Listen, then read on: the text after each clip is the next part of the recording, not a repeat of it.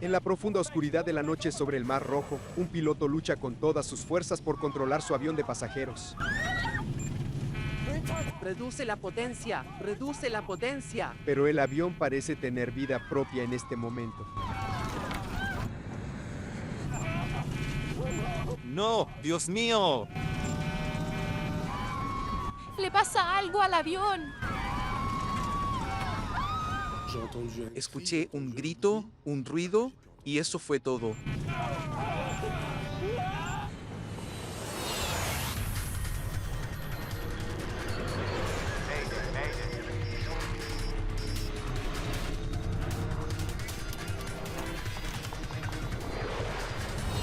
Mayday, catástrofes aéreas. La siguiente historia es real y está basada en informes oficiales y declaraciones de testigos. La arena de Egipto esconde miles de años de historia de la humanidad.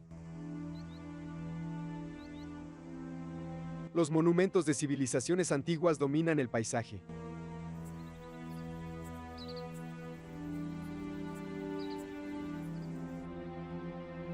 Para los europeos que adoran tomar el sol, Egipto también es un destino turístico, donde la arena más importante de todas se encuentra en la playa.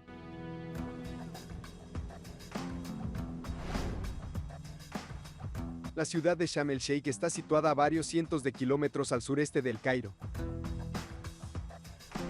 Está ubicada junto al Mar Rojo, así que es un destino común entre los que buscan descanso y relajación. Sharm el-Sheikh es popular entre europeos, y la razón es simple. ¿Dónde más encuentras un mar muy cálido a tan solo 5 horas de vuelo? Tienes el Mar Rojo, que es cristalino, y además hay montañas hermosas. Es extraordinario. Y el lugar se está haciendo cada vez más popular. Más de 4 millones de personas cada año usan el aeropuerto de la ciudad. A principios del año 2004, las playas locales no atraen solo a los turistas.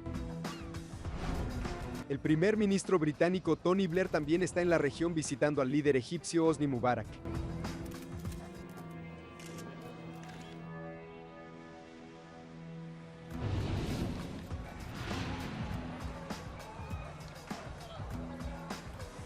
Poco después de las 2 de la madrugada del 3 de enero, muchos turistas aún están disfrutando de la ciudad. Pero el capitán Kaider Abdullah, de 53 años, apenas empieza su día. Él es famoso por su puntualidad. Kaider prestó servicio en la Fuerza Aérea Egipcia y ahora es un capitán respetado de la compañía de vuelos charter Flash Airlines.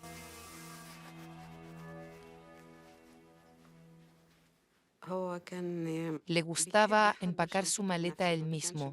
No me dejaba hacerlo. Siempre me decía, prefiero hacerlo yo mismo para asegurarme de no olvidar nada. Él tenía muy claras sus preferencias y lo que llevaba consigo.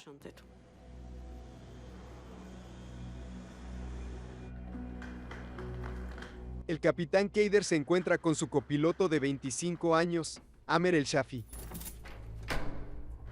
Juntos volarán desde la ciudad de Sharm el-Sheikh hasta París.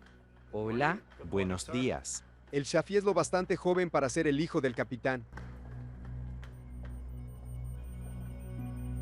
El vuelo de la madrugada no es para todos. Pascal Mercier y su familia originalmente debían estar en el avión de Flash, pero cambiaron de planes.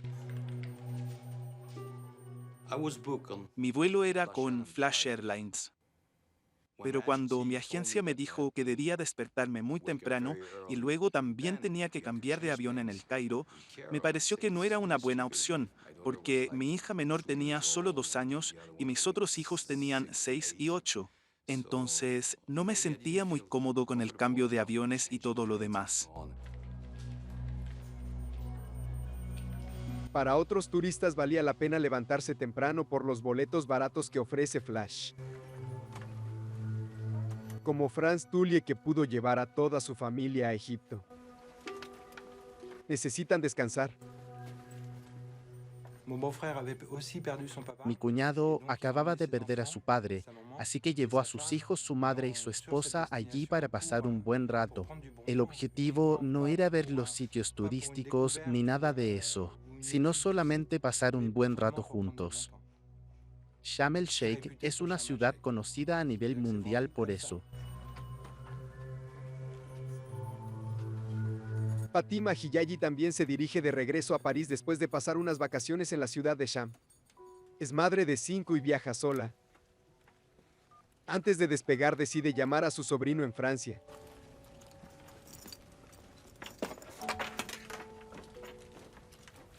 Hola, Estaba dormido cuando llamó y en realidad no quería hablar con ella, porque solía llamar por cualquier motivo. Necesitaba que la calmaran. Aunque tenía un vuelo de 5 o 6 horas, ella quería confirmar que yo la recogería en el aeropuerto. En total son 148 los pasajeros y tripulantes que están a bordo del avión hacia París. Son las 5 de la mañana. Y el tercer miembro de la tripulación en la cabina de vuelo es Ashraf Abdelhamid. Está entrenando como copiloto, aunque ha volado aviones a reacción corporativos durante años. Temperatura 12, punto de rocío 01. Ningún miembro de la tripulación está contento con la mala calidad de la información del controlador aéreo local. Dijo que hay nubes y cielo despejado. Imposible, son opuestos. ¿Y el techo máximo? Sin techo y cielo despejado. Tal vez sean dispersas. Puede ser eso. Buenos días. Al capitán también le molesta que uno de sus instrumentos no funciona. Aunque el ingeniero reconoce el problema, decide no arreglarlo porque no es grave. Es eléctrico. Posteriormente los hombres se ríen a costa del copiloto. Aterrizó bruscamente porque lo llamó su mamá.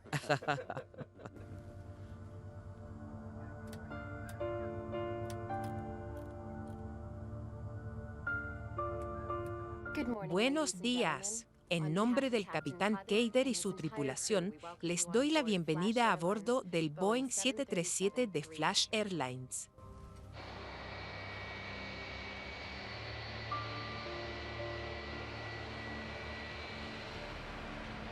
Todavía faltan varias horas para el amanecer cuando el avión despega. El vuelo de Flash Airlines sobrevolará el Mar Rojo al salir del aeropuerto y luego girará hacia la ciudad del Cairo.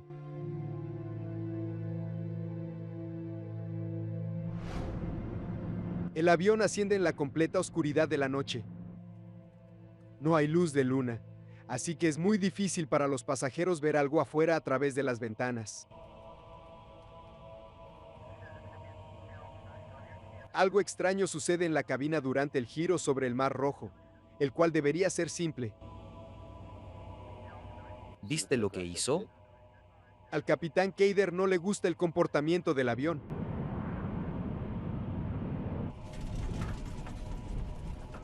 Giramos a la derecha. ¿Qué? Giramos a la derecha. ¿A la derecha?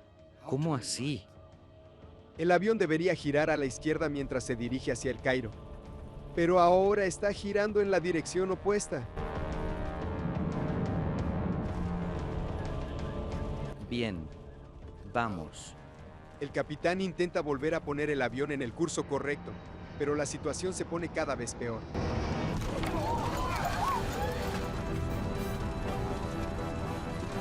Sobregiro. Al verse en problemas, el capitán le pide al copiloto activar el piloto automático, Activa el piloto automático. pero no funciona. No funciona, capitán.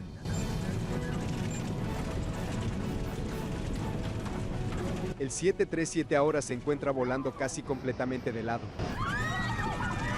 ¡Le pasa algo al avión!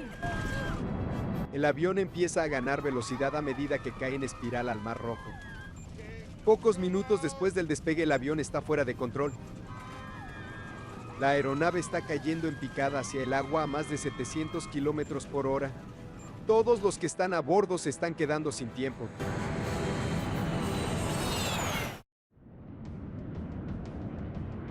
A pocos minutos de despegar, un vuelo en la madrugada se convierte en una lucha por la supervivencia.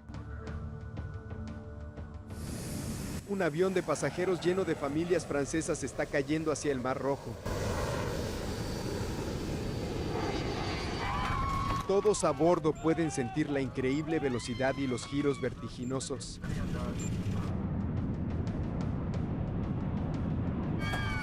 Las enormes fuerzas G que están experimentando hacen que sea difícil para el capitán Kaider Abdullah controlar el avión. El tercer miembro de la tripulación, Ashraf Abdelhamid, le dice al capitán que reduzca la velocidad. Reduce la potencia, reduce la potencia. El avión está viajando a una velocidad tan rápida que está a punto de desintegrarse. Después de estar volando casi completamente al revés, la tripulación por fin está recuperando el control del avión. ¿Qué rayos pasa? ¡Dios!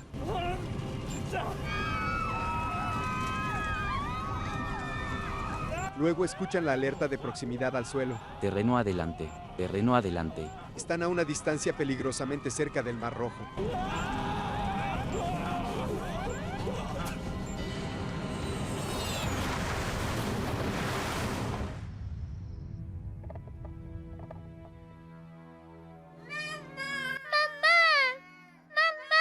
Pascal Mercier y su familia se hospedan en un hotel frente a la playa.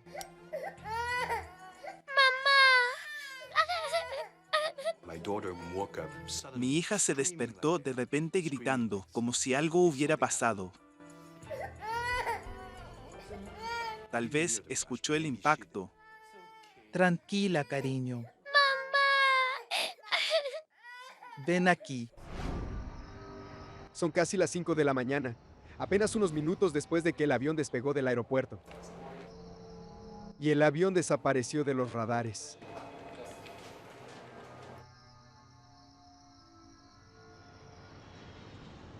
Al amanecer encuentran el lugar donde impactó el avión y los restos, pero los rescatistas no pueden hacer mucho. El avión se destrozó al impactar.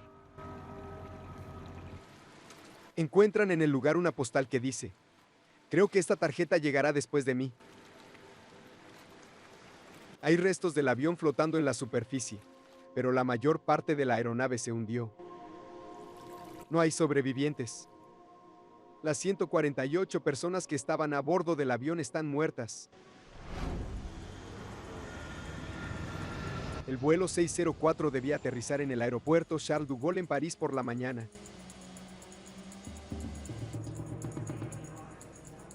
Pero las autoridades les dicen a los familiares y amigos que el avión está retrasado, y luego les informan del accidente ocurrido. Me preguntaron si esperaba a alguien de Sharm el Sheikh. Dije sí, y me pidieron que los acompañara. Después dijeron que me llevarían a un hotel y allí podrían explicarme mejor qué era lo que pasaba. Fue extraño porque nos recibieron en un hotel y pasaron varias personas que estaban preguntando lo mismo que nosotros y se estaban yendo felices. Sus familias no estaban en la lista de fallecidos. Llegaron con un papel en la mano y en él decía Fátima Hijaji. Lamentamos informárselo así, pero ella está muerta. Más tarde, Mohamed Hijaji revisa su buzón de voz y escucha el mensaje que Fátima le dejó durante el vuelo. Escuché un grito, un ruido, y eso fue todo.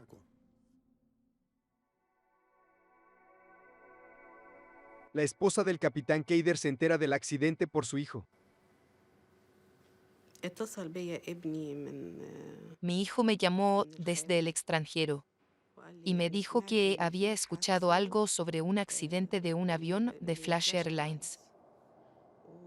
La verdad es que por un momento no creí que fuera cierto, pero luego tuve que enfrentar la realidad de lo sucedido. Fue sorprendente para mí. Era algo que no esperaba y me dejó impactada.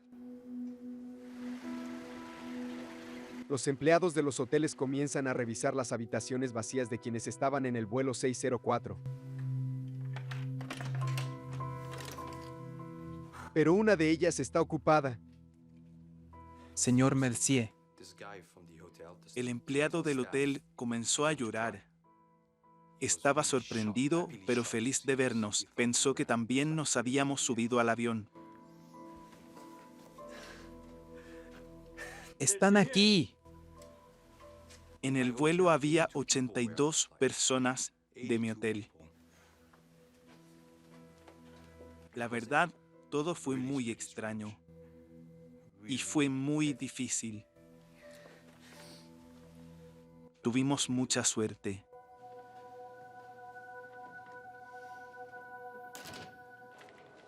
No hubo llamada de socorro desde el avión, ni ningún aviso al control de tráfico aéreo que indicara que algo estaba mal. Como el accidente ocurrió pocos minutos después de despegar, de inmediato consideran que una bomba pudo haber derribado el avión. Nos parecía muy extraño que el accidente hubiese ocurrido poco después del despegue. Los investigadores examinan la trayectoria del vuelo y descubren que el avión había pasado por encima de la ciudad donde el líder egipcio Hosni Mubarak tiene una casa de vacaciones. Y también cerca de la casa donde el primer ministro británico Tony Blair y su familia se estaban quedando. Se suponía que Blair y su familia debían volar del mismo aeropuerto ese día. Así que refuerzan la seguridad del primer ministro al instante. 2 días después del accidente, las autoridades reciben una llamada. Terroristas de Yemen aseguran ser los responsables del accidente. Dicen que se trata de una protesta en contra de una ley francesa que prohíbe el uso del hijab en las escuelas públicas del país.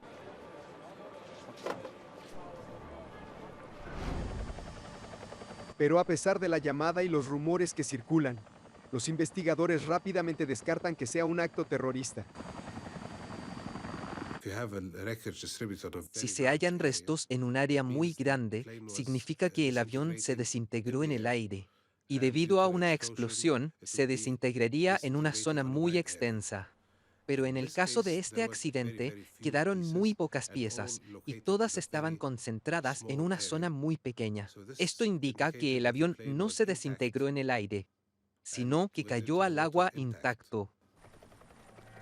Si no fue terrorismo, entonces ¿qué hizo que el avión cayera del cielo tan rápido? Ahora los investigadores se enfrentan a un gran desafío. El avión se encuentra hundido bajo la superficie del Mar Rojo. Y los buzos deben cuidarse de los tiburones atraídos por el desastre. Los equipos de rescate hallan pocos cuerpos intactos. La aeronave y la gran mayoría de los 148 pasajeros y tripulantes se encuentran hundidos en el Mar Rojo a más de 1000 metros de la superficie. La primera tarea de los investigadores es encontrar la grabadora de datos de vuelo y el registrador de voces de cabina, las cajas negras. Si lograron sobrevivir al impacto, deben estar en el fondo del mar.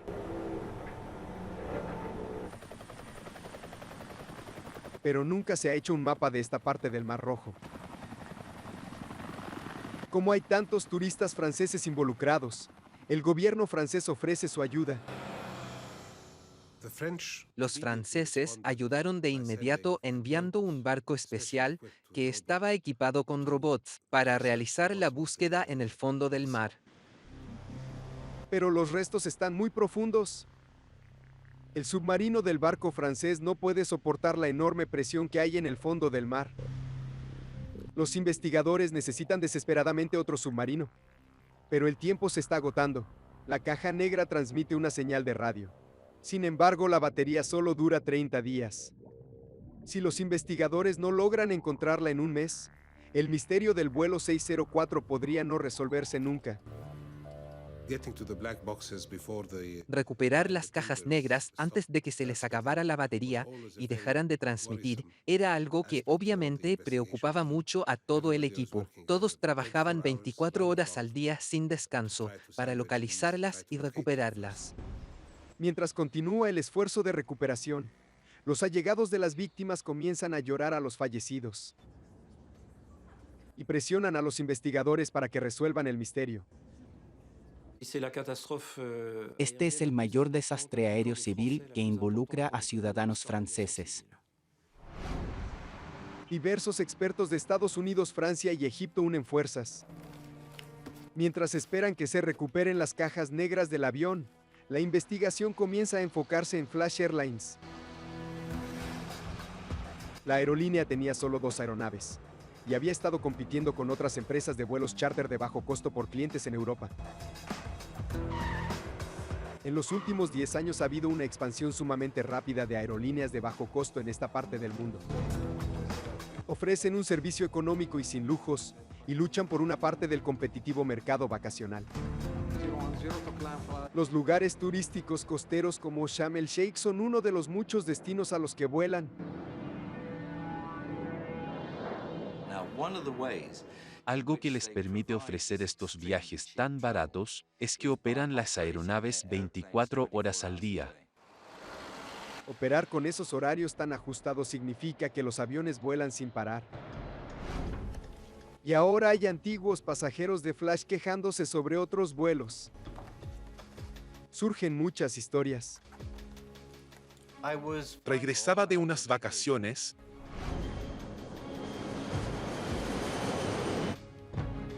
Un pasajero recuerda que un año antes del trágico accidente, mientras volaba de Sharm el Sheikh a Bolonia, vio llamas saliendo de un avión de Flash Airlines en el que se encontraba. Oiga, se incendió el motor. ¡Mire!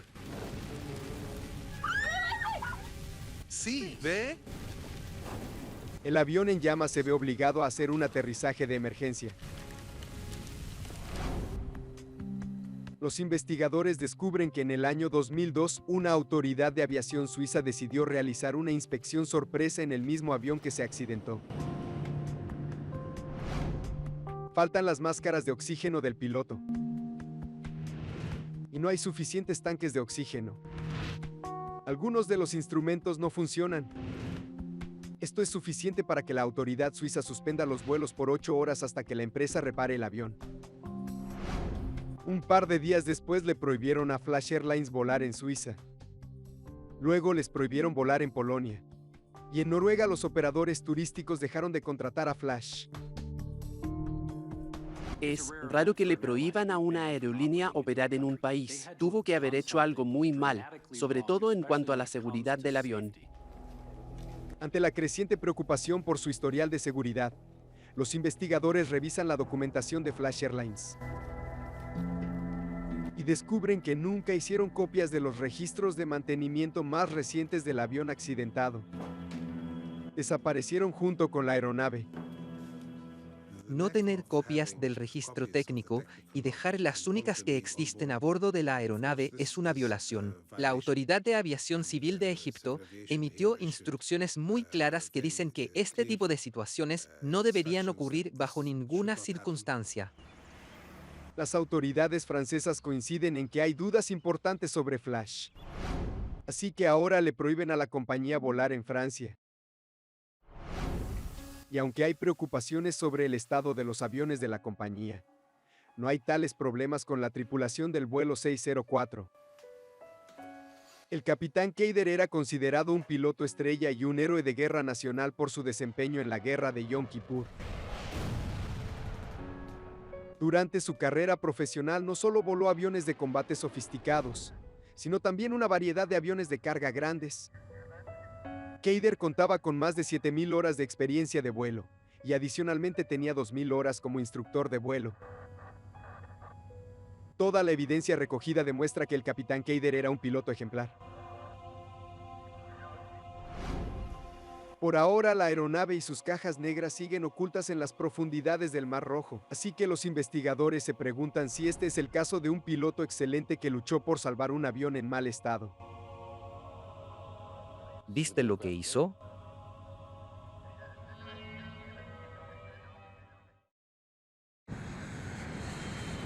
En una noche oscura de enero sin luna, un avión 737 de Flash Airlines se precipitó en espiral hacia el Mar Rojo.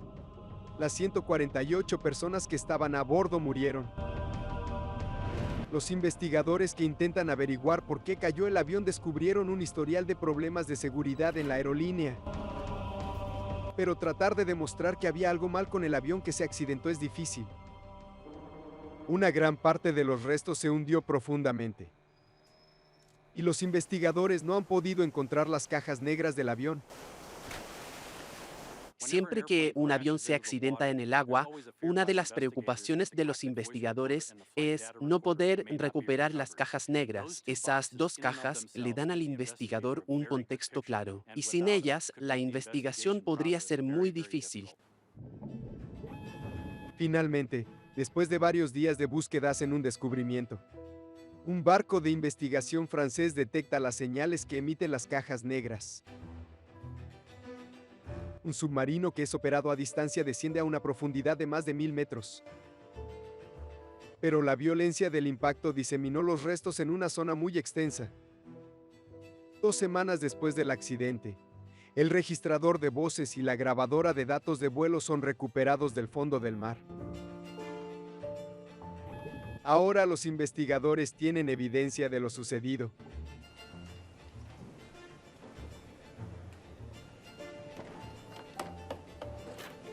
El equipo egipcio, francés y estadounidense examina los dispositivos cruciales en El Cairo.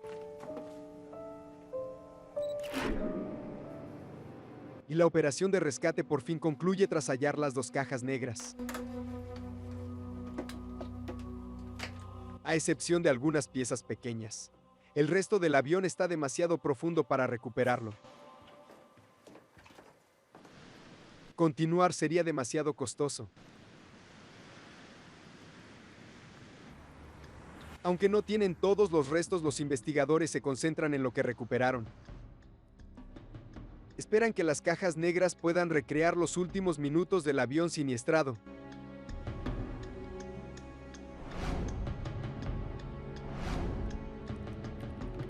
Para recrear la trayectoria que siguió la aeronave, hicimos una animación con la información recuperada de la grabadora de datos de vuelo y del radar. La grabadora de datos de vuelo refleja una situación devastadora. Poco después del despegue, el avión giró a la izquierda, como debía hacerlo. Pero de repente empezó a inclinarse rápidamente hacia el otro lado. El registrador de voces de cabina muestra que el giro tomó por sorpresa al capitán. Giramos a la derecha.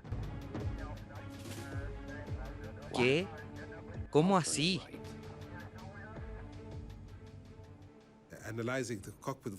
Luego de analizar la grabación del registrador de voces de cabina, encontramos que los pilotos definitivamente notaron una anomalía. Había un problema que no comprendían. Los investigadores revisan los datos de vuelo con el fin de encontrar algo que explique el movimiento extraño del avión. Quizás alguna falla mecánica estaba desviando al avión fuera de curso. De hecho, hay indicios de que había problemas con el avión de Flash Airlines antes de despegar. En la pista, el capitán y el ingeniero estuvieron discutiendo una falla eléctrica. Pero es imposible saber exactamente cuál era el problema solo con el registrador de voces. Es eléctrico. No sabemos cuál equipo exactamente era el que tenía la falla que mencionaron brevemente el capitán Keider y el ingeniero antes de despegar, porque no se recuperaron suficientes piezas del fondo del mar para poder determinar eso. Y lamentablemente el ingeniero también se encontraba a bordo del avión.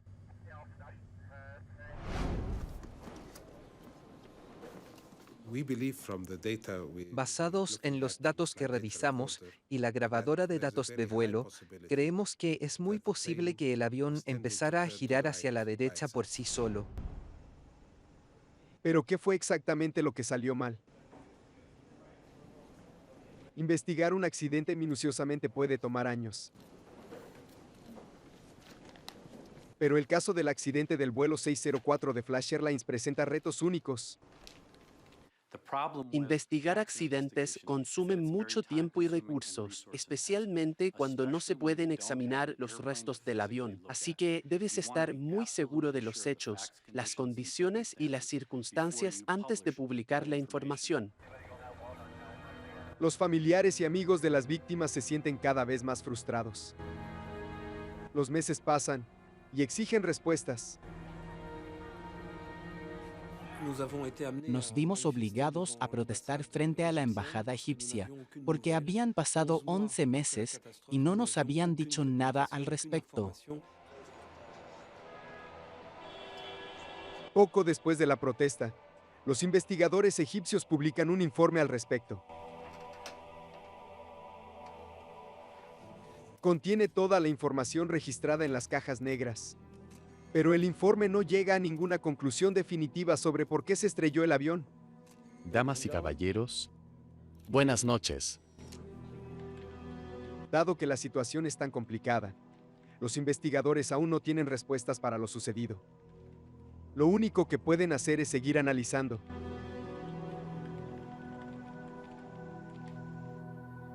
Los investigadores discuten varios escenarios posibles que podrían haber sido responsables de la trayectoria errática del avión. Examinas cada escenario hipotético que podría recrear una situación similar. Y luego debes verificar si esa situación que obtuviste se ajusta a los datos que reuniste con anterioridad.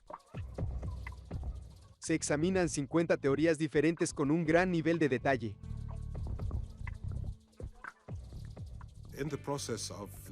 Luego de revisar todos los escenarios hipotéticos posibles, procedimos a eliminar los que no coincidían con los datos que teníamos.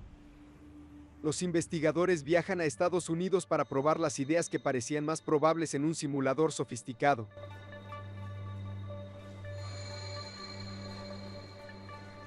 Si logran hacer que el simulador repita los mismos movimientos del avión de Flash Airlines, tal vez podrían averiguar por qué se accidentó. Llevan los resultados de regreso a El Cairo y encuentran que solo hay 4 fallas mecánicas que podrían haber causado la trayectoria del avión. Los investigadores creen que la clave para resolver este misterio es descubrir por qué el avión comenzó a desviarse de su curso. Cualquiera de estos 4 escenarios podría causar la inclinación inesperada.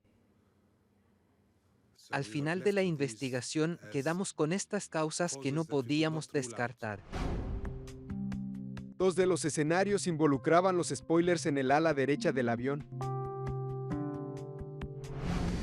Los spoilers se levantan en la parte superior del ala y hacen que el avión frene. Y al producir resistencia o alterar el flujo de aire también contribuyen al giro de la aeronave. Pudo haber un daño en la columna de control del piloto o los cables conectados al spoiler. Y esto desviaría el avión de su curso. Los problemas con los spoilers son una explicación, pero no hay pruebas físicas.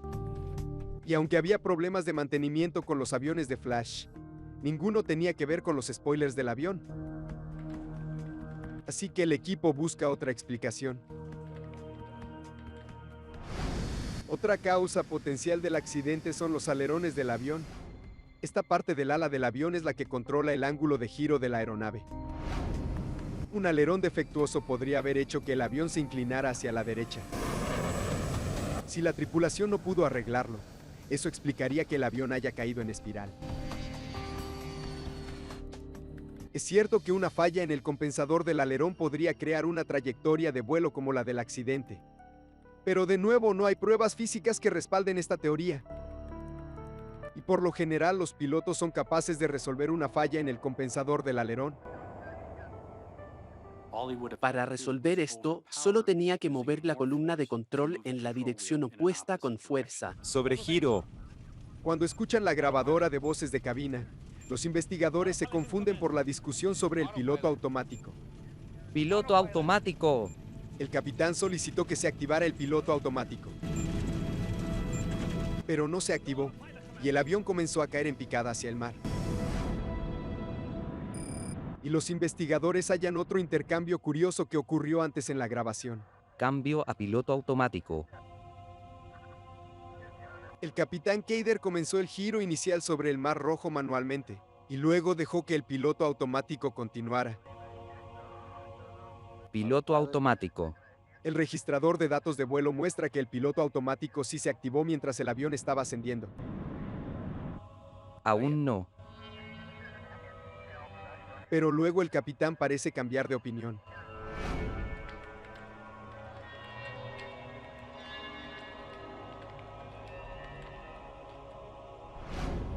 El registrador de datos de vuelo muestra que el piloto automático estuvo activado solo 3 segundos. Pero los investigadores se preguntan si tal vez el piloto automático falló y se quedó al mando del avión. El sistema de piloto automático podría haber seguido controlando el avión y girándolo hacia la derecha, incluso después de que los pilotos pensaron que se había apagado. La falla del piloto automático nos exigió mucho, porque era casi imposible demostrar que no había sucedido, y demostrar que sí había fallado era igual de difícil. Sin embargo, durante la investigación, siempre consideramos que esta falla era una de las causas más probables porque reflejaba de manera clara lo que sucedió. Quizás lo más desconcertante de todo es que sin importar qué le pasó al avión, parecía estar bajo control hasta justo antes de estrellarse. Aparentemente, momentos justo antes del impacto, el capitán estaba de nuevo al mando del avión. Si había algún problema mecánico grave, entonces ¿por qué pareció desaparecer de repente?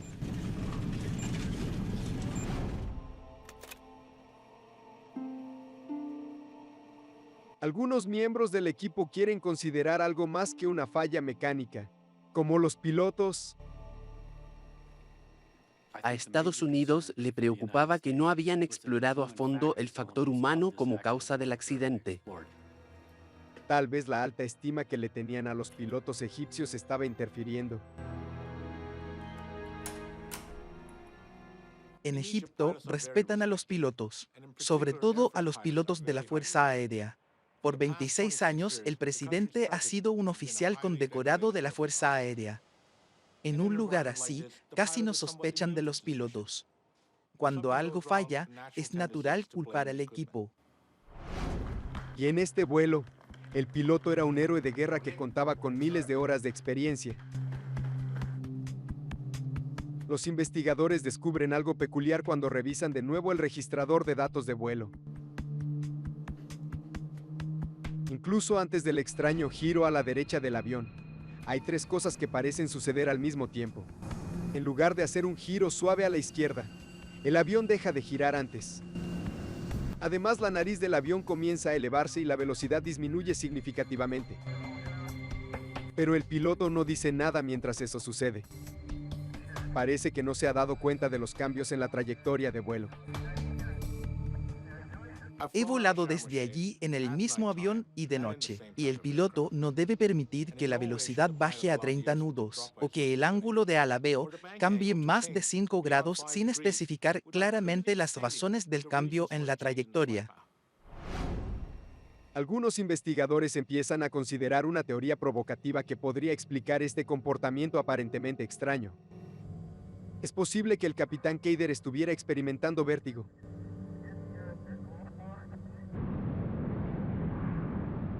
El vértigo es una condición fisiológica que puede afectar a cualquiera. Se relaciona con el oído interno y al estar volando sobre un océano oscuro, sin un horizonte visual definido ni luces en el suelo, el piloto puede no percibir si está volando hacia arriba, hacia abajo, a la izquierda o a la derecha. Y si el líquido en su oído interno se mueve cada que inclina la cabeza, eso podría inducir una sensación fisiológica en la que el piloto creería que el avión está volando recto y nivelado, pero en realidad la aeronave está girando.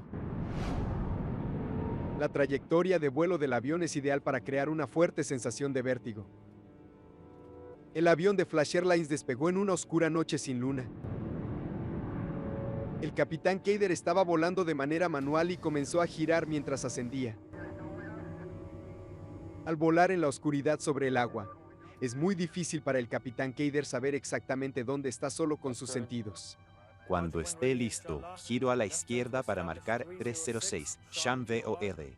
Es una situación muy exigente, pero un piloto debe estar alerta cuando no hay señales visuales afuera, como en una noche sin luna, en la que vuelas sobre un territorio sin luces. Porque como profesional de la aviación que eres, ya deberías saber y ser muy consciente de que en este tipo de situación puedes desorientarte muy fácilmente. Ya se sabe, porque ha pasado muchas veces, ha matado a muchos en los últimos 10 años. Cuando el avión debía estar girando hacia la izquierda, la columna de control comenzó a moverse hacia la derecha. Tal vez el capitán estaba haciendo el giro sin siquiera ser consciente de ello.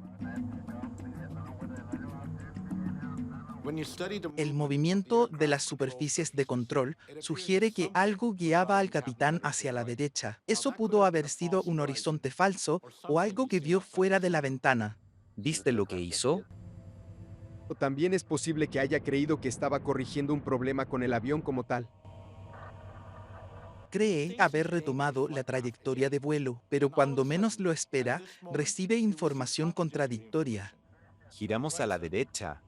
¿Qué? Giramos a la derecha. La información contradictoria que recibe aumenta la confusión del piloto. Cree que está solucionando un problema, pero la verdad es que apenas están comenzando. En esta situación, estás tratando de volar el avión y entender lo que está pasando en el momento. Además, tu mente trabaja rápido porque tienes ciertas expectativas, pero también tienes al copiloto diciéndote algo diferente. Giramos a la derecha. Los investigadores egipcios coinciden en que el capitán pudo haber sufrido algún tipo de desorientación durante el vuelo. Pero no creen que ese fuera el único problema que enfrentaba la tripulación. No tengo indicios sólidos que sugieran la desorientación, pero es posible. No se recuperaron de la desorientación. El tiempo necesario para identificar el problema y tomar la acción correctiva que se necesitaba fue mayor al tiempo que quedaba antes del impacto. Sin importar el papel que jugó la desorientación, los investigadores están a punto de descubrir que la tripulación no estaba entrenada para enfrentarla. Flash Airlines nunca les proporcionó a los pilotos cierta información básica necesaria que podría haberles salvado la vida.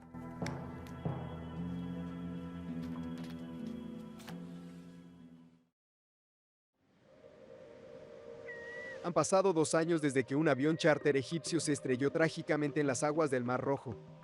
148 personas murieron. Pero los investigadores que están intentando descubrir por qué se estrelló el vuelo 604 de Flash Airlines enfrentan desafíos enormes. La mayoría de los restos sigue bajo el agua.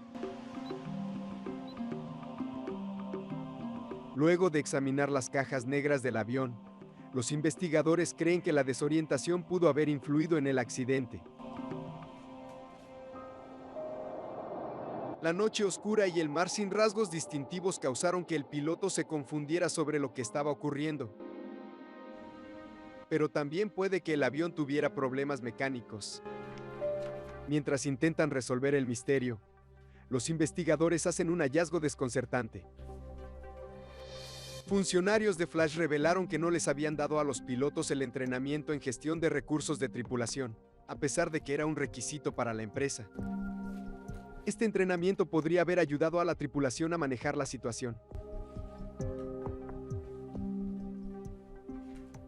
En la gestión de recursos de tripulación, se les enseña a los pilotos a trabajar en equipo. Si los pilotos del vuelo de Flash Airlines 604 hubieran recibido este entrenamiento, el resultado podría haber sido muy distinto. Los investigadores estadounidenses creen que el copiloto inexperto pudo haber sentido que el avión estaba en problemas antes que el capitán, pero no quiso hacerle sugerencias a su colega mucho más experimentado. ¿Qué?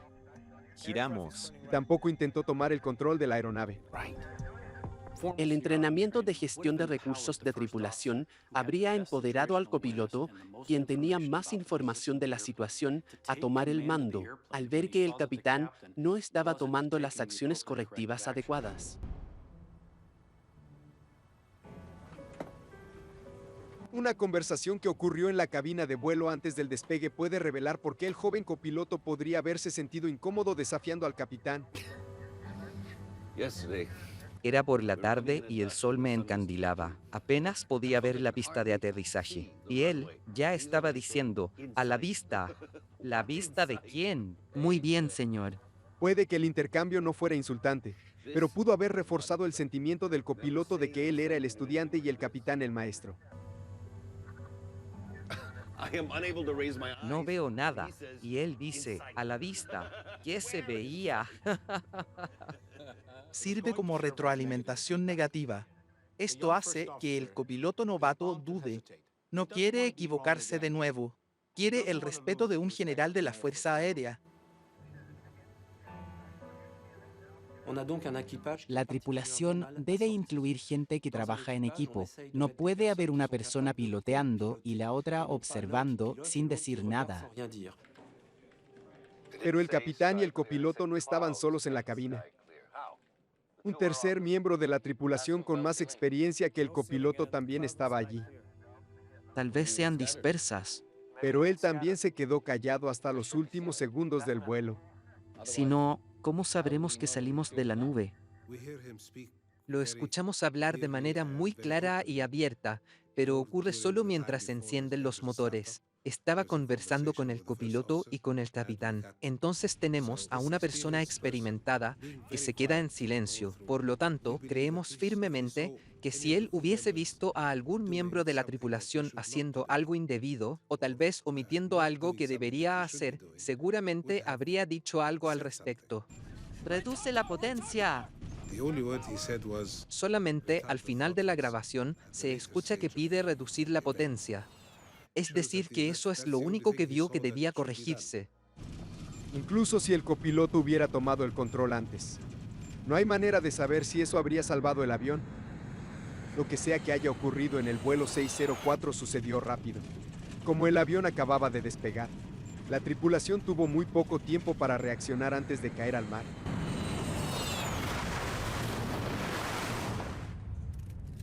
El informe final de investigación sobre el accidente de Flash Airlines fue publicado en marzo de 2006.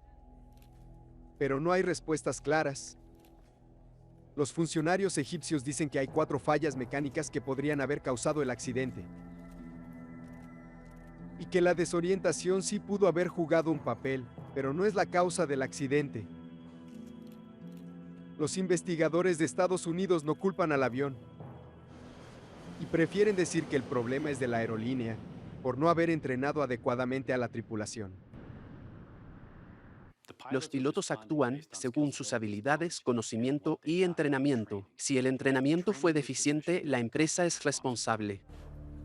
2 meses después del accidente, Flash Airlines tuvo que cerrar sus puertas. Y a raíz de la tragedia del vuelo 604 de Flash, se implementaron nuevas reglas para asegurar que en el futuro las violaciones de seguridad en las aeronaves sean juzgadas con mayor severidad. El trágico accidente de Flash Airlines fue el detonante político que generó el impulso final para la creación de una lista negra europea. Ahora, cuando un Estado decide prohibir el funcionamiento de una aerolínea en su territorio por algún motivo, todos los demás miembros de la Unión Europea, de manera automática, se ven obligados a implementar esa prohibición. Sin embargo, la investigación egipcia concluyó con una recomendación importante. Nuestra recomendación es que se implemente algún tipo de programa de entrenamiento para que los pilotos puedan identificar de manera rápida si uno de sus colegas está desorientado, pero no solo eso, sino que también aprendan qué es lo que deben hacer para mantener un vuelo seguro y estable, y además ayuden al piloto a recuperarse de la desorientación. ¿Acaso un problema mecánico fue la causa principal? Puede que los investigadores nunca lo sepan. Gran parte del avión sigue todavía en el fondo del Mar Rojo. Así que los investigadores y los demás afectados por el accidente no podrán resolver sus preguntas.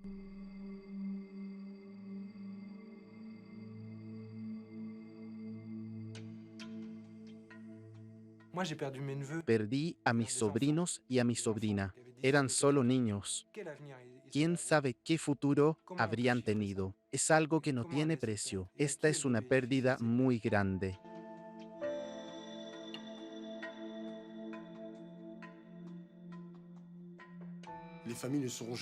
Ni las familias ni yo podremos hacer el duelo, porque nunca sabremos qué pasó.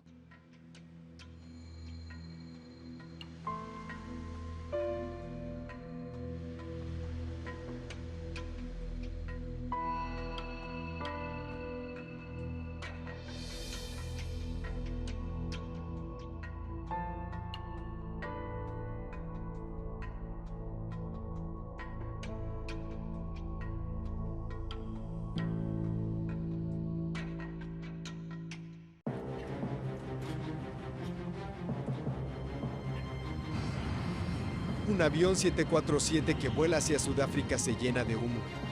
Se desató un incendio en el área de carga, pero el avión no puede aterrizar porque está demasiado lejos sobre el Océano Índico. Lo primero que pensaron fue, ¿qué llevaba ese avión? Los pasajeros se ahogan con estos gases tóxicos. ¿Declara una emergencia? Sí, Charlie. Solo hay una forma de despejar el humo. La tripulación debe intentar una maniobra que es inusual y arriesgada. Abre la puerta. Abrir las puertas en pleno vuelo. 295, Plaisance. Es una carrera contra el tiempo mientras el avión arde en llamas. Tiene que alcanzar la Tierra antes de estrellarse en el océano. 295, Plaisance.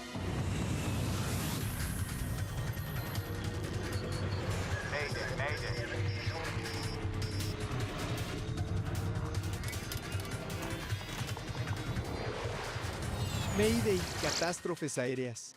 La siguiente historia es real y está basada en informes oficiales y declaraciones de testigos y expertos. Avivando el fuego. 27 de noviembre de 1987. Un avión 747 de la compañía South African Airways vuela desde Taiwán de regreso a Sudáfrica. ¿Cómo están? ¿Listo para tomar el mando? Claro. 9 horas después de su vuelo sobre el Océano Índico, la tripulación principal regresa a sus puestos para que la tripulación de relevo descanse. Los pilotos se preparan para hacer una parada en la isla de Mauricio. Valerie Lottering acompañó a su esposo Corey en su viaje de negocios mientras ella disfrutó de sus primeras vacaciones en el extranjero. Mi madre acompañó a mi padre en su viaje de negocios. Mi papá viajó al este para adquirir una tecnología de telefonía móvil que apenas había llegado a Sudáfrica. Esta aeronave es un avión comercial 747 con una configuración denominada combi. Es decir, que es una combinación de un avión de pasajeros y un avión de carga, lo que permite transportar ambas cosas al mismo tiempo.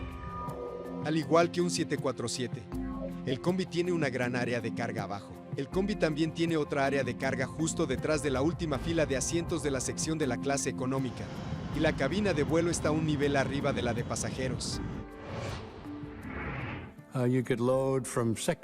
Podías cargar de 6 a 12 palés en la cubierta principal y ajustar el mamparo dependiendo de la cantidad de pasajeros, y esto resultó ser un aspecto muy bueno y útil.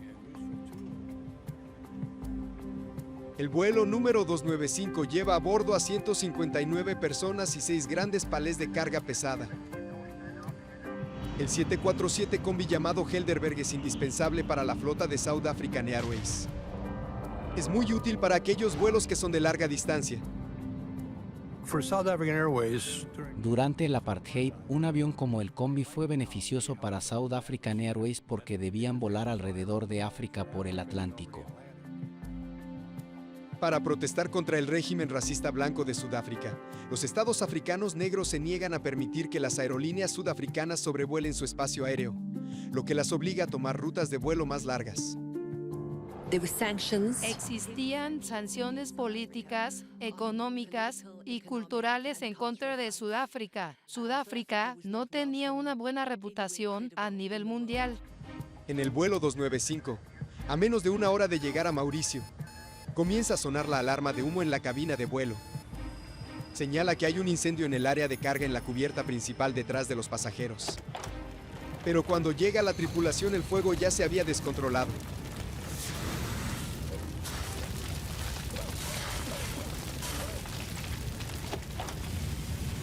Es grave. ¿Necesitan otro extintor? Sí, ven rápido. Lee la lista de verificación. En emergencias de incendio, la tripulación sigue una lista de verificación estándar para apagar el fuego.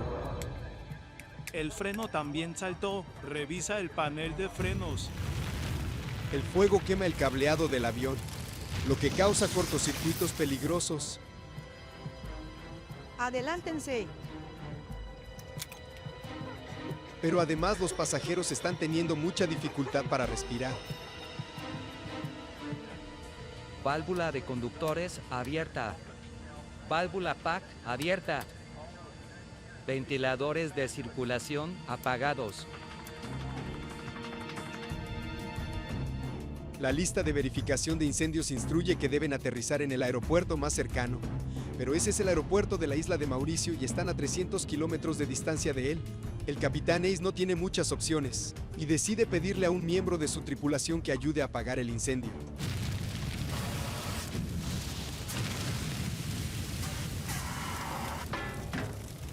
Traigan otro. El capitán Ace inicia un descenso de emergencia. Él llama al aeropuerto en la isla de Mauricio, el cual tiene una buena relación con Sudáfrica.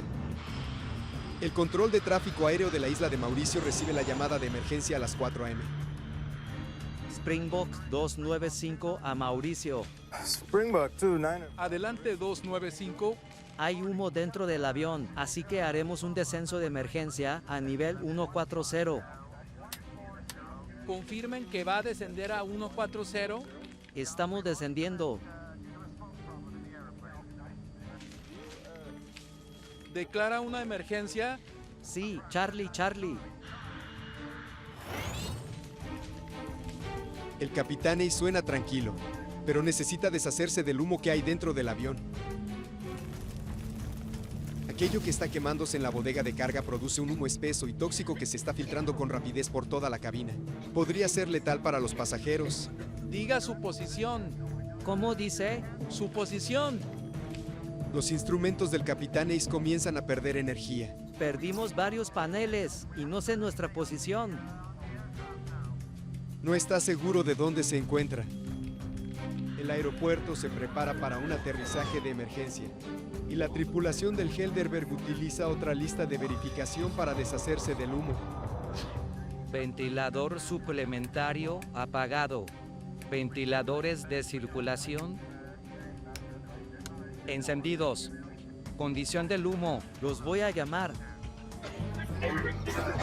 La tripulación recibe más malas noticias de la cabina y el humo se vuelve aún más denso.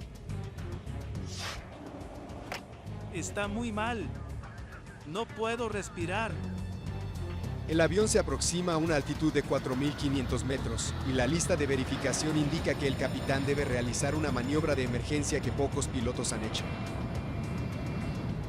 Abran las puertas. Repito, abran las puertas. Abrir las puertas del avión en pleno vuelo es la única esperanza que tienen para disipar una densa nube de humo que podría matar a todos los pasajeros antes de aterrizar.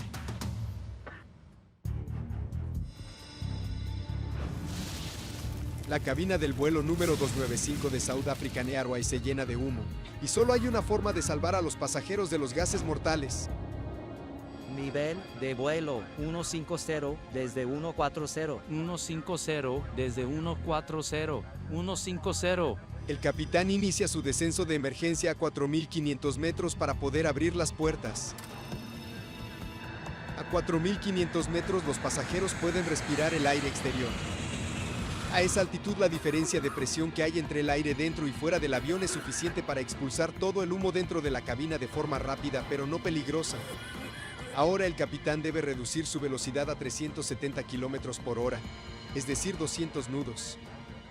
Si va más rápido no se podrán abrir las puertas. Abriremos 2 puertas para sacar el humo de la cabina. No entren en pánico, estarán más cómodos cuando terminemos. Abrir un poco la puerta crea un flujo de aire.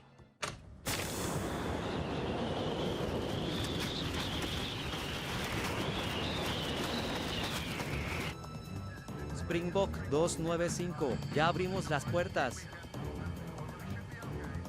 Hay humo allí. Cierra la puerta. Cierra todo. El humo ahora se está acumulando en la cabina de vuelo, pero no tienen cómo expulsarlo. La temperatura es de 22 grados y el QNH es de 1018 hectopascales. Cambio. El controlador de tráfico aéreo se enfoca en darle al capitán la información para hacer un aterrizaje de emergencia. Afirmativo. Ambas pistas están disponibles. 295, solicito su plan. Iremos a la pista 1-3. Confirme pista 1-3. Afirmativo. Autorizado directo a Foxtrot. Se aproxima a 5-0. Bien. El capitán Ace tiene una única esperanza. El avión debe llegar a la isla de Mauricio, que está a 265 kilómetros de distancia. El avión Helderberg continúa su angustioso viaje. 295, Plaisance.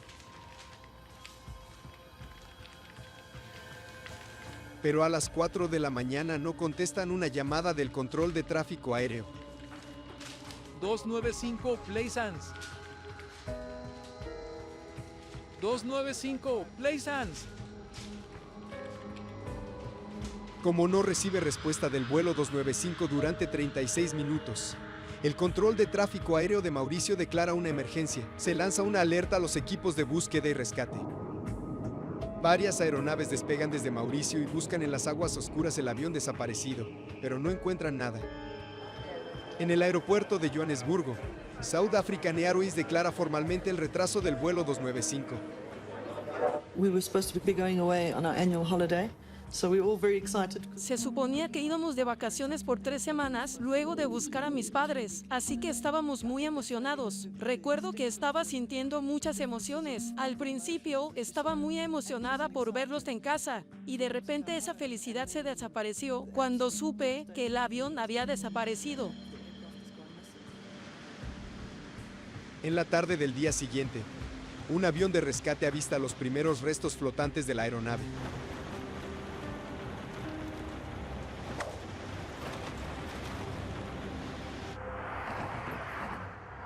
Rennie Van Zyl, el jefe de la Junta de Seguridad Aérea de Sudáfrica, fue quien se asignó para investigar el caso Helderberg. Un investigador suele enfrentarse a un accidente grave solo una vez cada 20 años en su carrera.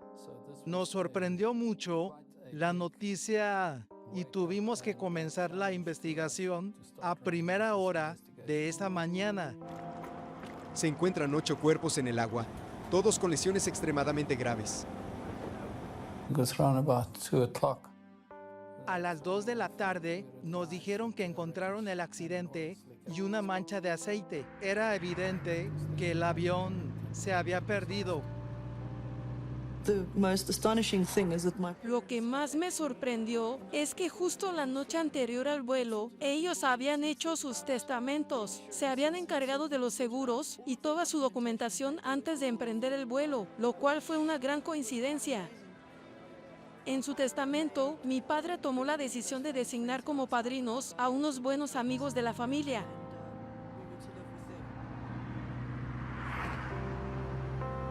La gente de Sudáfrica se obsesiona con descubrir qué causó el trágico accidente. Al principio solo se pueden examinar los pequeños restos del avión que flotan en la superficie del agua.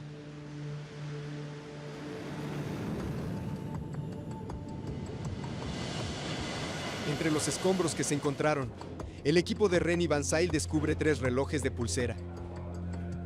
Los relojes les proporcionan una posible hora del impacto. El reloj se había recuperado del equipaje. Se halló que un reloj se había parado, mientras que los otros aún funcionaban. Esos 2 relojes marcaban la hora exacta de Taiwán. Pero el reloj que se había detenido nos dio la indicación exacta del minuto en el que se produjo el impacto. El impacto ocurrió solo 3 minutos luego de la última comunicación que se tuvo con el avión. La caída del Helderberg fue repentina y drástica. Esta información refuerza la idea que tenía la opinión pública de que algo siniestro y misterioso había derribado el avión. En los años previos al accidente, las oficinas de South African Airways habían sido objeto de protestas en todo el mundo. La aerolínea South African Airways en ese entonces era propiedad del gobierno. Era la aerolínea nacional, pero también se la percibía como parte del gobierno. Otro aspecto del accidente aéreo y otra teoría que se planteó fue que podría haber una bomba en la carga. Se creía que Sudáfrica o el avión eran un blanco de terroristas con malas intenciones hacia el país. Los expertos examinan los fragmentos de los restos que tienen en busca de señales de una explosión, cavidades de impacto, corrosiones superficiales o cavidades de salpicaduras. Las cavidades de salpicaduras se crean cuando los fragmentos al rojo vivo de un dispositivo explosivo impactan y funden las aleaciones ligeras de la estructura del avión. Pero los expertos no encuentran señal de una explosión. Al estudiar las grabaciones del control aéreo, Van Zyl escucha que la tripulación parecía tener la emergencia bajo control. Springbok 295, ya abrimos la puerta. Había rumores de que había una bomba atómica en el avión, pero eso derribaría el avión, no lo prendería fuego. Así que eso no podría haber sido lo que ocurrió. Este avión voló durante 22 minutos. Es una circunstancia fuera de lo común. El avión no fue destruido por una explosión. Los investigadores no tienen muchas piezas del avión para examinar y están perplejos. No saben con certeza qué causó el incendio ni qué papel tuvo en la destrucción total del avión. Debíamos recuperar la grabadora de voces de cabina y la grabadora de datos de vuelo y la mayor cantidad posible de restos del avión para determinar qué había pasado. El problema es que Van Zyl ni siquiera sabe dónde buscar los restos bajo el agua. Podría estar lejos de los restos flotantes. Nadie está seguro de dónde cayó exactamente el avión. Así que decide pedirle ayuda a los Estados Unidos. Se contrata a una empresa de salvamento americana para encontrar las cajas negras. Pero el tiempo se agota. Las cajas tienen dispositivos de localización llamados emisores de ultrasonidos que funcionan con baterías que eventualmente se agotarán. El emisor de ultrasonidos de las grabadoras de voces y datos de vuelo estaba transmitiendo y tenía una vida útil de 30 días. Si no éramos capaces de llegar allí en 30 días, entonces no íbamos a poder detectarlo.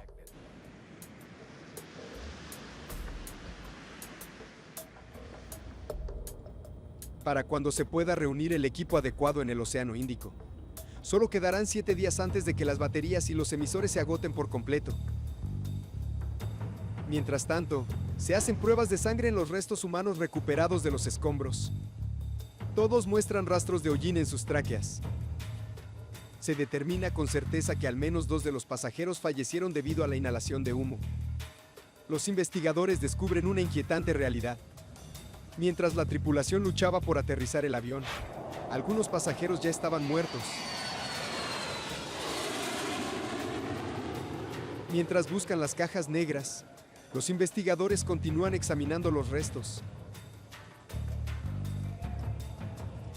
Entre los cientos de objetos recuperados, una raqueta de tenis de grafito parcialmente derretida les da una pista crucial sobre el incendio. El grafito solo se quema a temperaturas que son superiores a los 600 grados Celsius. Los investigadores saben que el incendio en el Helderberg fue extremadamente caliente. Este descubrimiento explica por qué se pudo recuperar un extintor ubicado en el frente del avión que aún tenía todo su contenido. Los investigadores notan una pieza derretida de red de carga en el exterior del extintor. Determinaron que el extintor es de la cabina de pasajeros, lo que sugiere que mientras el fuego ardía, un miembro de la tripulación llevó el extintor al área de carga.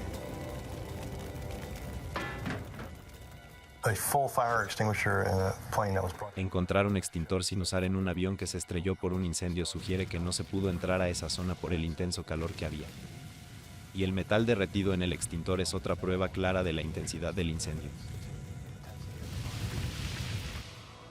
Antes de este accidente, en los 20 años de historia del 747 Combi, nadie había muerto por fuego o humo.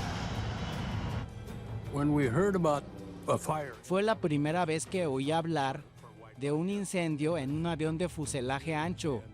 Nadie lo podía creer, porque realmente nunca había pasado algo igual a esto.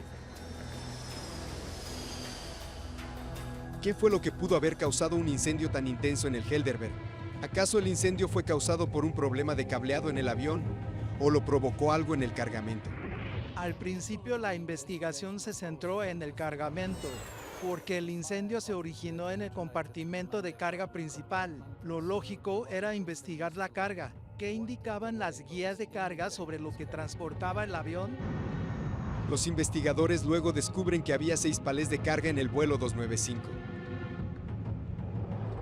Con ayuda de la información de las guías de carga, el equipo de Van Zyl pudo determinar que había 47,000 kilogramos de equipaje y carga a bordo del avión.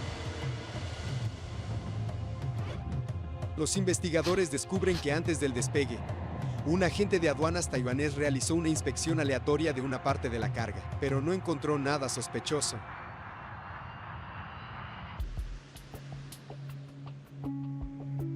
Los investigadores realmente necesitan encontrar el resto del avión y localizar las importantes cajas negras del Helderberg. Pero 30 días después del choque, el equipo de Van Zyl recibe malas noticias. Aún no se detecta ninguna señal de las cajas negras y todavía no están seguros de dónde está la mayor parte de los restos del avión. Hasta ahora, la búsqueda ha costado $1,5 millones y el equipo no ha encontrado pruebas vitales. El trágico accidente del avión Helderberg presentó un enorme desafío para Renny Van Zyl. La investigación llega a un punto muerto. Van Zyl no logró descubrir la causa del incendio ni encontrar los restos de la aeronave. Si sigue buscando, costará muchos millones más y las posibilidades de éxito decrecen cada vez más. Era un Boeing 747 de increíble tamaño. Era un 747 de la Aerolínea Nacional de Sudáfrica. Cientos de miles de personas que volaban a diario en los aviones 747 querían obtener una respuesta. Necesitaban saber si este avión era seguro y si tenía alguna deficiencia estructural o de diseño. Había mucho en juego para todos nosotros, así como para Van Zyl, el jefe de la investigación sudafricana encargado de este caso. El gobierno africano podría haber dicho fácilmente que no podían continuar la investigación porque el impacto sucedió lejos de Mauricio.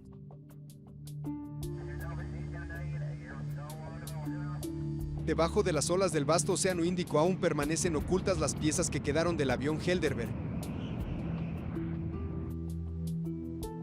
Ahora Renny Van Zyl debe decidir si gastará el dinero necesario para recuperar los restos del avión accidentado. Casi 2 meses después del accidente del avión, aún nadie sabe con certeza la ubicación exacta de los demás restos del avión. Y Renny Van Zyl decide recuperar lo más que pueda. Está bien, hay que seguir buscando. Gastaron en una sola investigación lo que nosotros gastamos en 6 meses para investigar en Estados Unidos. Antes de poder recuperar el Helderberg, primero deben encontrarlo. Los restos están en algún lugar muy profundo bajo el agua. El investigador Van Zyl recibe noticias muy intrigantes de su equipo 61 días tras el accidente del Helderberg. Un sistema de sonar sofisticado detectó un gran objeto a 4,400 metros de profundidad en una meseta submarina. Podría ser el Helderberg. Me dieron un papel que tenía muchos puntos negros de varios tamaños y me dijeron que ese era el avión.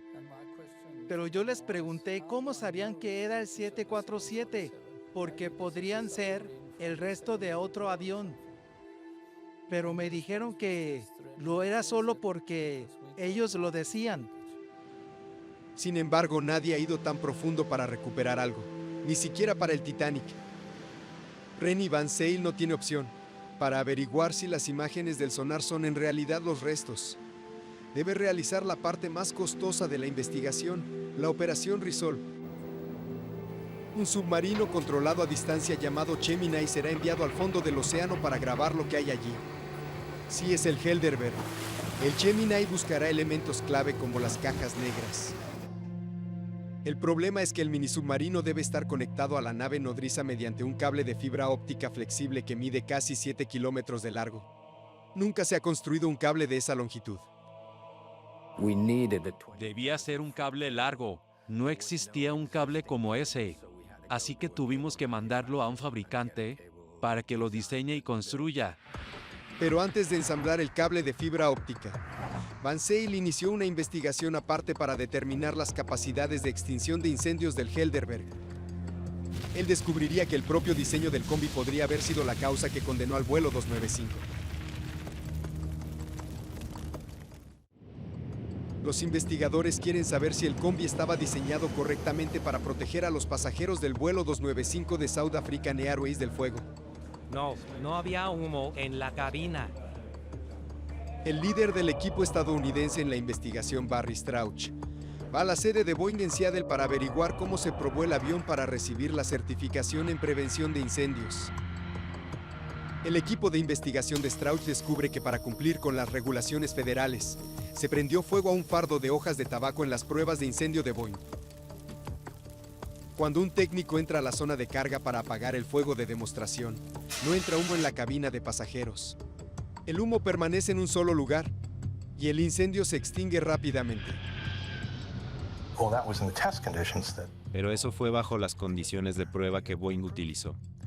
En el vuelo, las cosas no transcurrieron así, ya que el incendio no estaba contenido y no existían ventiladores que lo controlen.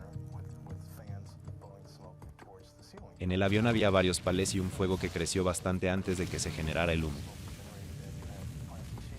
Además, el fuego consumió todo lo que se estaba transportando en ese vuelo, como láminas de plástico y cajas de cartón. El combi está diseñado para evitar que el humo entre en la cabina de pasajeros. El aire de esa sección se mantiene a una presión más alta que en el área de carga. Cuando se abre la puerta entre ambas áreas, el aire debe fluir hacia el área de carga para mantener seguros a los pasajeros.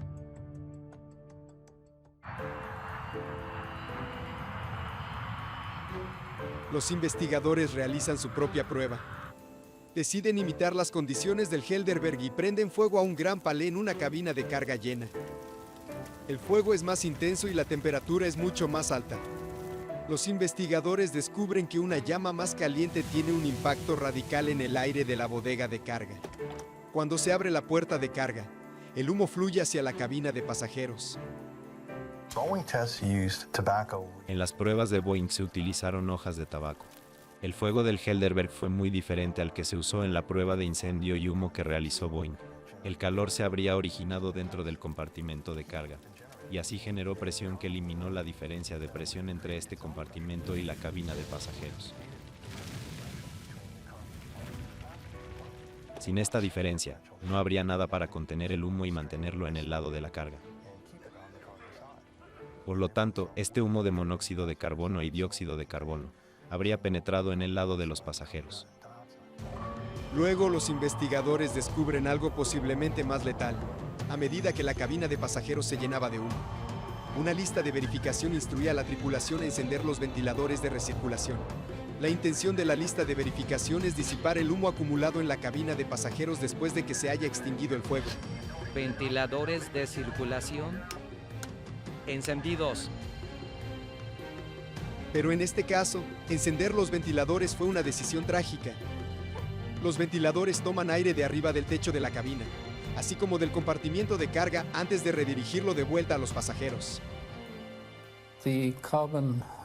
Los niveles de monóxido de carbono eran altos y letales. Uno de los cuerpos era de una persona que se había sentado debajo del ventilador de circulación y temía los niveles más altos de monóxido de carbono, alrededor de un 66%. No se puede sobrevivir a ese nivel. Puede que la tripulación haya introducido gas tóxico en la cabina de pasajeros por seguir la lista de verificación.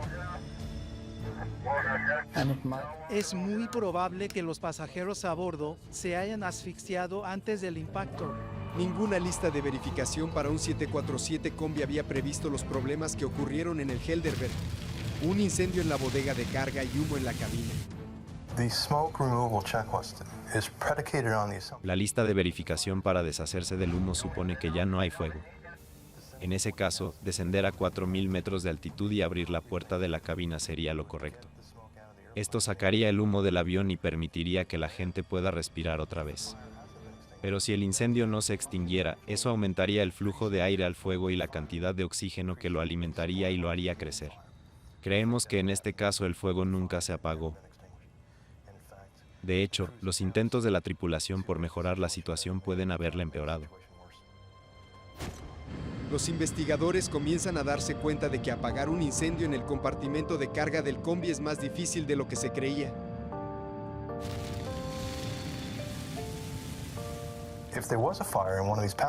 Si se incendió un palé, es probable que la tripulación se haya dado cuenta demasiado tarde. Entonces, la cabina se llenó de humo. Pero Van Zyl aún no sabe qué fue lo que causó un incendio tan feroz, cómo había comenzado el incendio y cómo fue que provocó que el avión se estrellara. Las respuestas siguen en el fondo del océano. Se tarda meses en construir un cable de fibra óptica que sea lo suficientemente largo para que el Gemini alcance el fondo del mar y en modificar el submarino para esta misión. Tuvimos que modificar el diseño del vehículo de operación remota para que se pueda llegar a una profundidad de 6.000 metros. El equipo de Roy Truman tuvo que fortalecer las paredes del sumergible para soportar la intensa presión y modificar las cámaras para asegurar que funcione en aguas profundas. El Gemini comienza su viaje histórico el 23 de septiembre de 1988. No sabíamos si esto iba a funcionar porque no tuvimos tiempo para hacer pruebas en el mar con este nuevo equipo. El cable permite que los técnicos manipulen el dispositivo Gemini a una profundidad de 4.400 metros. También puede transmitir señales de video desde esa profundidad. Es la primera vez que se graban imágenes de video desde esta profundidad en el Océano Índico. Y los biólogos marinos están fascinados por el descubrimiento de especies nuevas y únicas. Lo que observamos en el fondo marino fue muy impresionante. Para sorpresa de todos, un año exacto después de su desaparición se encuentra el Helderberg. Desde 4.400 metros de profundidad, el submarino envía imágenes que podrían ser los restos del vuelo 295 de South African Airways. Había equipaje esparcido por todo el fondo del mar. Se podían ver estructuras como las alas y la cola, y partes de la cabina estaban partidas. Además de las costillas, el cableado y las tuberías del sistema. Fue increíble ver cómo todo lo que componía una gran máquina había sido esparcido en un área de 15 kilómetros cuadrados. Era increíble. La decisión que Van Zyl tomó empieza a dar resultados. Poder descender hasta los restos del Helderberg es un gran triunfo para él y todo su equipo.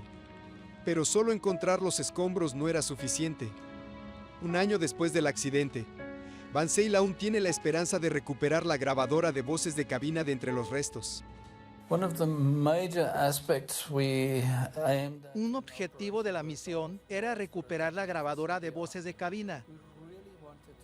Queríamos saber si los tripulantes informaron al capitán sobre una explosión o lo que estaba sucediendo en la parte trasera. El dispositivo graba cientos de horas de video. Es un trabajo agotador. Es como si estuvieras iluminando con una linterna a una pequeña parte de una cancha de fútbol y que tuvieras que encontrar a un jugador específico que se perdió en el medio de la noche. Esa es una situación similar a lo que estábamos haciendo. A las 9 de la mañana, algo llama la atención de uno de los técnicos que realiza la búsqueda. Vuelve por un segundo, vuelve atrás. Finalmente se descubre la caja negra en el fondo del mar. Ahí está, justo ahí. Sí, la encontramos.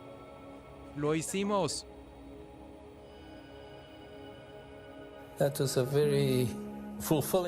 Fue un momento muy gratificante porque pudimos lograr nuestro objetivo. El dispositivo Gemini tarda un total de 5 horas en subir la caja negra desde el fondo del mar.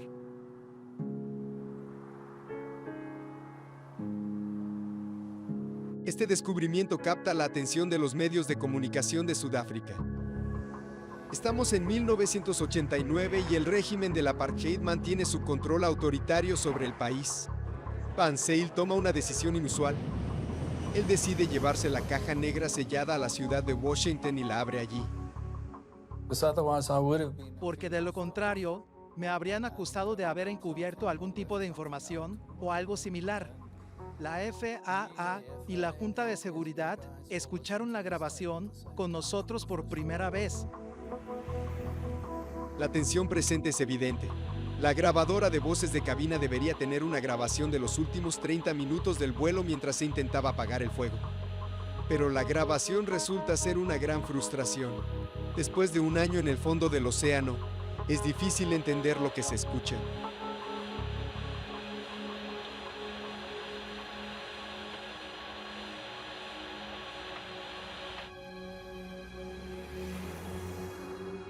It was the worst time of my life, sitting in the... Escuchar la grabación en la Junta Nacional de Seguridad fue terrible.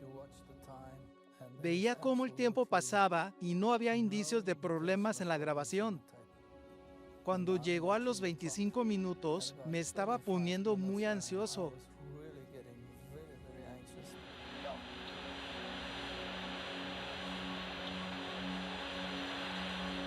Por 28 minutos la grabación no revela nada inusual. Luego, todo cambió. Se comienza a escuchar la alarma y obtuvimos un minuto de grabación con información relevante antes de que se corte. La caja negra suele grabar los momentos finales de un vuelo, sin embargo, no en esta ocasión. Los investigadores oyen el inicio del accidente antes de que la grabación se detenga misteriosamente. No es lo que Van Zyl esperaba, pero le proporciona una nueva y crucial perspectiva sobre el incendio. Lee la lista de verificación. 14 segundos después de que suene la alarma de incendio, los disyuntores del avión empiezan a saltar. El freno también saltó. Revisa el panel de frenos. Sí. Los investigadores estiman que hasta 80 circuitos fueron desactivados. Los cables de la grabadora de voces de cabina se destruyen solo 81 segundos después de que la alarma de incendio se active. Van Zyl no recibió la evidencia que él esperaba, pero el incendio resultó ser mucho más violento de lo que se pensaba anteriormente. La grabación deja muchas preguntas sin respuesta, pero le permite a Van Zyl formular una hipótesis sobre cómo pudo haberse estrellado el avión.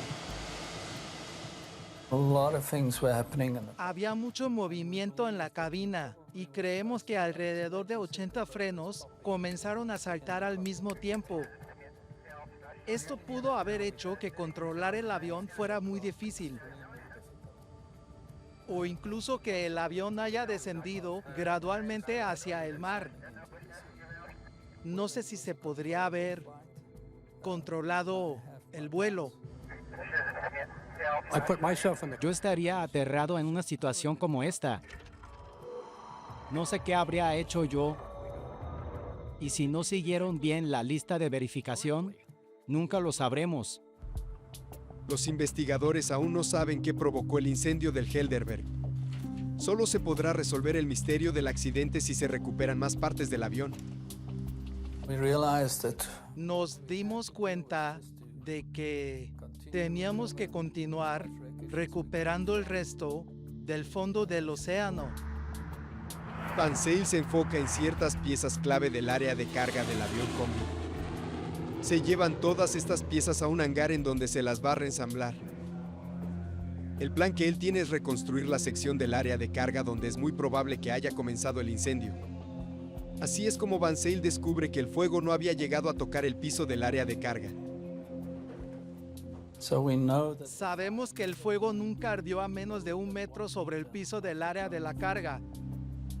Pero las paredes y el techo en la parte delantera del área de carga revelan evidente daño por fuego. Van Zyl descubre algo de gran importancia.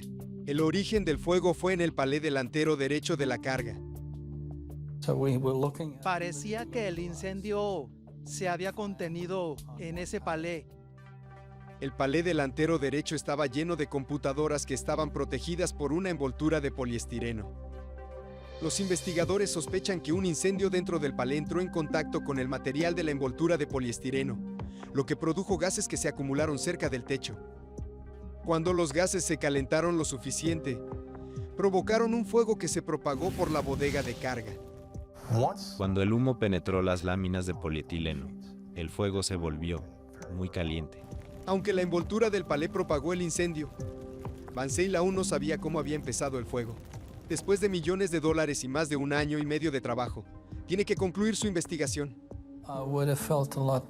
Hubiera querido decirle información más concreta a la Junta Nacional de Seguridad, pero lamentablemente no pude y no quería mentir. Pero sigue habiendo mucho interés en los restos del Helderberg. Circulan rumores inquietantes sobre una posible causa del incendio. Todo esto ocurría bajo un gobierno represivo. En ese momento, muchos sudafricanos se preguntaban lo mismo. ¿Qué había en ese avión? ¿Había algo en la bodega de carga que pudo causar ese incendio? Porque los aviones no se incendian y se estrellan de la nada. Un químico del gobierno sudafricano hace un descubrimiento realmente sorprendente, lo que da origen a una teoría controversial. Una partícula microscópica de hierro en la red de nylon que está junto al palé presenta un perfil único y especial. Los patrones de flujo de aire observados en el hierro sugieren que viajó a una velocidad muy alta mientras estaba fundido. El hallazgo podría significar que el fuego en el Helderberg no había sido provocado por los materiales de la envoltura. Este fuego era diferente porque tenía su propio suministro de oxígeno. Era como una bengala que tiene su propio combustible y oxígeno que lo alimenta. Creíamos probable que una bengala o algo similar fuera la causa del incendio. Un analista británico de incendios y explosiones examina el revestimiento del avión sobre el palé y descubre otra evidencia importante que respalda esta nueva teoría. La superficie exterior del avión alcanzó temperaturas de hasta 300 grados centígrados. Es difícil quemar el revestimiento de un avión en un vuelo, ya que el flujo de aire del exterior lo enfría. El doctor David Glatzow es uno de los expertos que se preguntan qué pudo haber causado el incendio. Es posible que este accidente implique sustancias que no suelen ir a bordo de un avión con pasajeros. Es decir, que no se trataba de un material común y corriente como madera, cartón o plástico. Hay varias razones por las que no se pueden transportar materiales que tienen su propio oxígeno y pueden prenderse fuego de forma rápida. Una de las razones es que son inestables y la otra es que no se pueden extinguir con métodos convencionales. ¿Qué provoca un fuego de esta magnitud? Los únicos materiales peligrosos en la lista de mercancías son baterías de computadoras. Algunos creen que el avión Helderberg transportaba mercancías que no se habían declarado. En ese momento Sudáfrica estaba bajo un embargo internacional de armas y el país también se encontraba en guerra con Angola. Sudáfrica no podía ocuparse de todo y tuvo que comprar recursos de otros países. Se usaron los aviones de la South African Airways como aviones de carga. Lo hicieron para transportar sustancias para el gobierno de forma clandestina.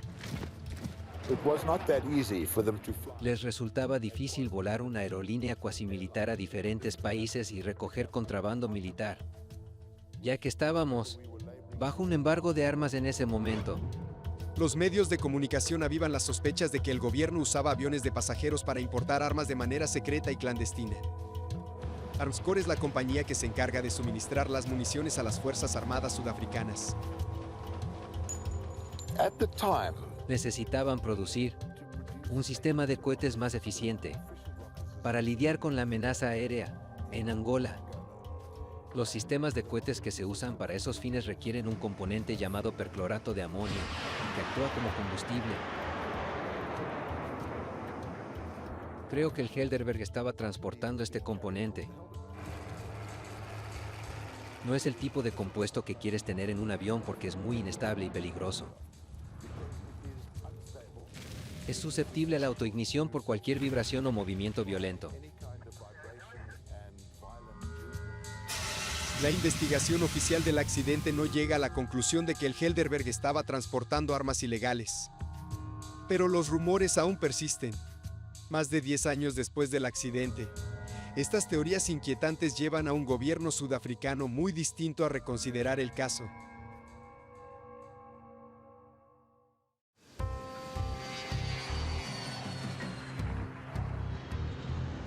El accidente del Helderberg reveló que el 747 Combi era muy vulnerable en caso de que ocurriera un incendio a bordo.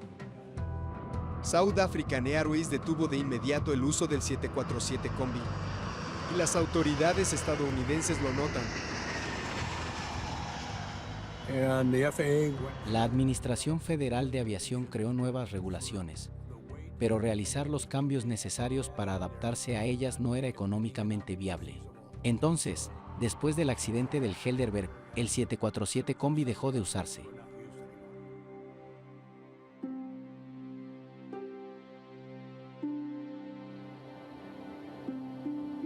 Existen monumentos que honran a las 159 víctimas del accidente, pero las familias no logran encontrar consuelo con facilidad. Quiero saber por qué soy huérfana. Aunque hay muchas versiones sobre esto, aún así, hay mucha evidencia de que algo no estaba bien en ese vuelo y que llevaba un elemento ilícito y prohibido.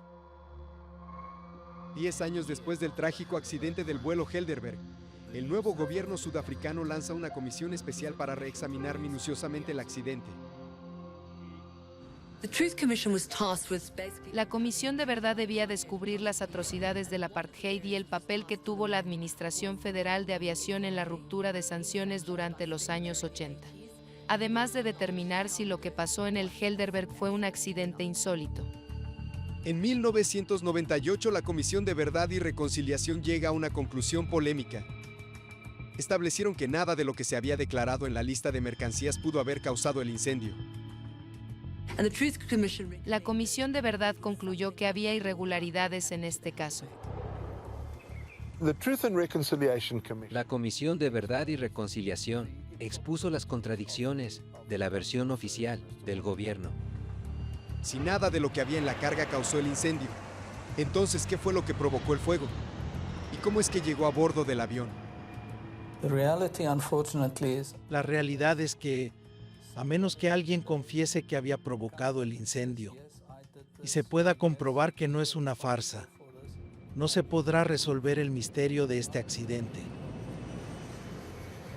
Es muy posible que solo en ese caso podremos realmente saber qué fue lo que sucedió y cómo se prendió el fuego en el área de carga del avión. En su informe final, la comisión sugiere que la oficina del fiscal general continúe llevando a cabo una investigación exhaustiva del accidente. Pero eso nunca pasó. El Congreso Nacional Africano no lo hizo y hay que preguntarse por qué. Creo que se debe a que continuar con lo del accidente sería muy costoso.